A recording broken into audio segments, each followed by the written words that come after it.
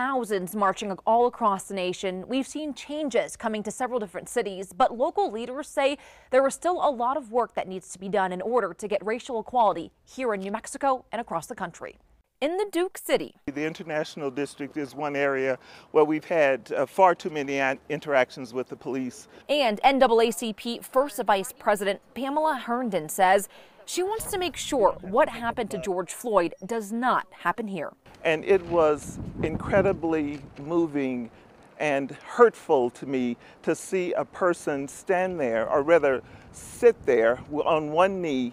His death affecting countless Americans and many around the world. And to really understand it, UNM professor Dr. Jamal Martin says you have to look back at our country's history.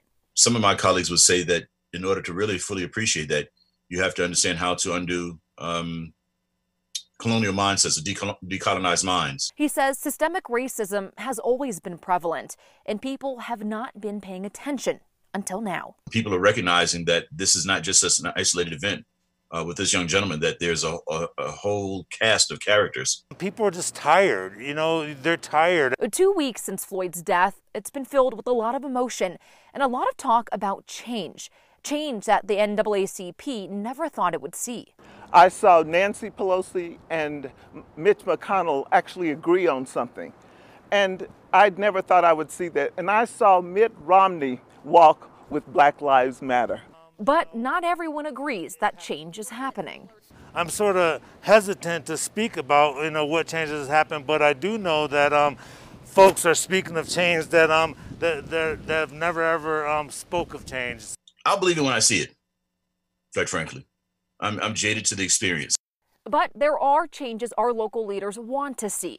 One of them, body cameras on all law enforcement personnel. If you are doing what you should be doing, you don't mind if there's a lapel camera on you. But Dr. Martin says you need to dig deeper to solve racism in our country. Because this is the last thing that people need right now is another Band-Aid approach. And I've always said that when you have someone that's bleeding to death, when you have a hemorrhage, you just can't put a Band-Aid on it and think that's going to stop the bleeding.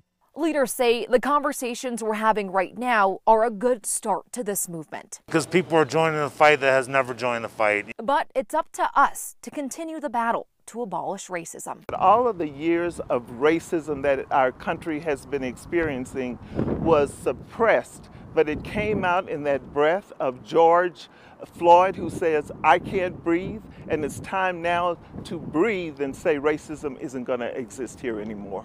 This is complex, and sometimes there is no short-term fix. So what's next? As a community, what do we do to help? Leaders say we need to continue having these honest conversations and hold our leaders accountable. I'm Sasha Leninger, KOAT Action 7 News. Back to you.